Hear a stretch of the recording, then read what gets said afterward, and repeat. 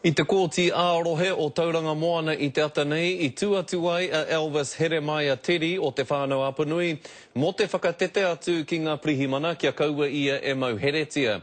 He ai ki ngā whakapae ko Elvis te kaihautu I tētahi o ngā waka moana, I tere atu rā ki runga I te moana o Rau Kumara, ki te whakahe I te mahi a te umanga kohi hinu o Petrobras. He tū maia, he tū motuhake, tata ki te kotahi rau o te whānau a Apanui, me e rātu o ngā iwi ārohe.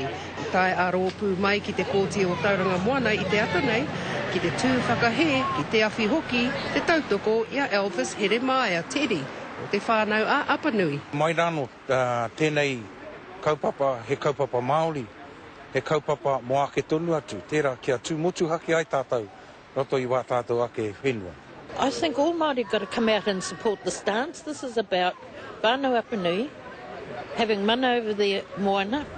I ngā rā kua hipa I mauherehia a Elvis ki ngā whakapai, koia tētahi o ngā kaihautu waka moana, I hoe whakahe tatatu ki te timaranga hau a Petrobras, mo te arokore ki te Ture Maritime Safety Act. And then getting arrested by the New Zealand Navy, acting on behalf of foreigners. You know, that whole thing is very untidy and unsettling. And every New Zealander should be scared about that. So do we let that go to the whims and whims of a government? And these people are here today to say no.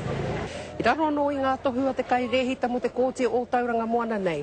Arā ko tērā kia tū anō a Elvis Teddy a te kaumā toru o ngā rā o te marama e tū mai nei. I taua wā anō hoki kia kaua e whakatatātu ki te taha moana.